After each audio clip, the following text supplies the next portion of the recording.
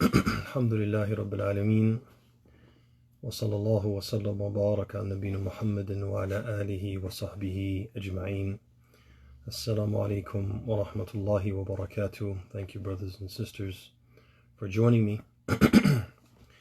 Brothers and sisters, in one of the early installments of our series, we spoke about how situations like the one in which we currently find ourselves are a test of the depth and breadth of our commitment.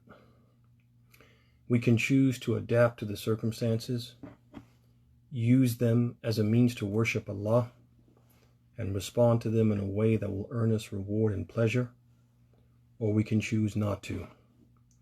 Sometimes these crises and trials deny us a means to draw closer to Allah, like in this case, attending the masajid. But they will simultaneously afford us a golden opportunity to draw closer to Allah by another means. One example is, for example, a person who is afflicted with the crisis of being lost in a desert with a shortage of food and water. This person will be deprived the ability to use that water which he needs to drink to make al-wudu. He'll be deprived of the ability to worship Allah through al-wudu. But he'll be offered the opportunity to worship Allah through reviving and practicing the sunnah of at-tayammum.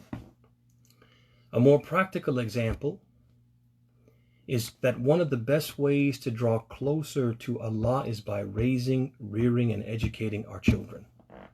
And this crisis has afforded us a golden opportunity to do that.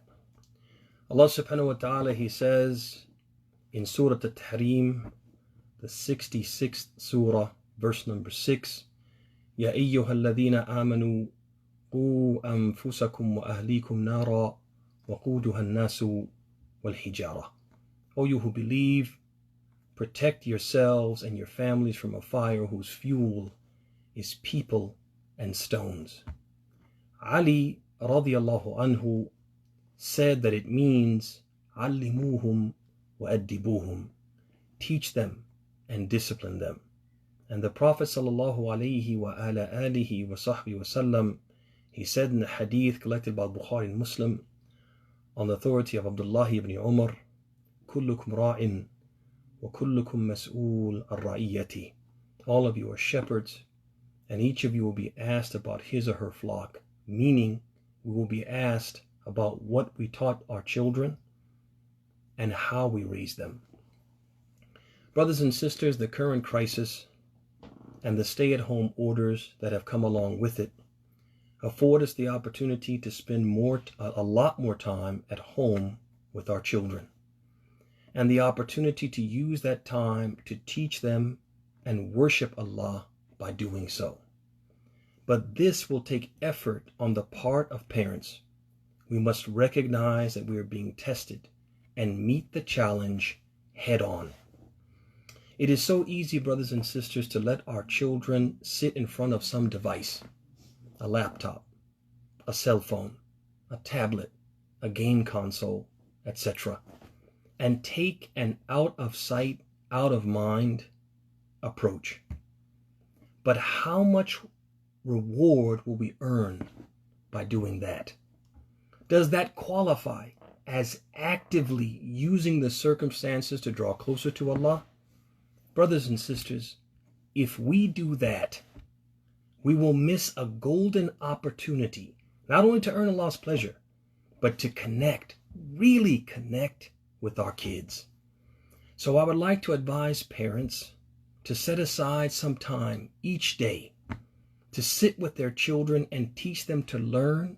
To sit with their children and teach them, and learn with them. Talk to them about current affairs. Talk to them about what's going on in the world right now and how they should be viewed from an Islamic perspective. Sit and study Quran with them. Identify a chapter and set a schedule to memorize it or to read its tafsir and ponder its meaning. Choose a useful supplication or some words of remembrance. Learn when it should be said and practice together how to say it.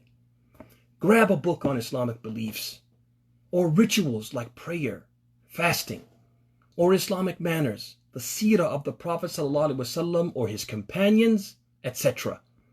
Set aside some time each day to read and discuss it. Play a game where you quiz each other on what you have learned together or on things every Muslim should know.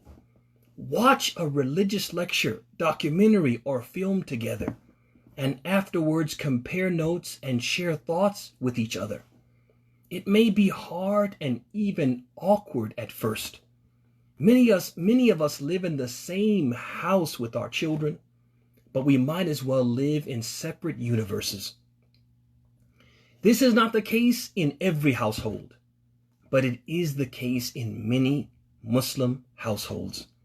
They are busy doing their thing, and we are busy doing our thing, and our paths seldom cross, and when they do, it is only for a short period of time. For example, at mealtime, they come, gobble, gobble, gobble, and they're gone, back to doing their thing, and we're doing our thing. And as a result, many of us hardly know our kids. This crisis, brothers and sisters, is giving us a chance to get to know them and to teach them. May Allah make us from those who take full advantage of the chance we've been given. هذا وصلى الله وسلم وبارك على نبينا محمد وعلى آله وصحبه أجمعين. السلام عليكم ورحمة الله وبركاته.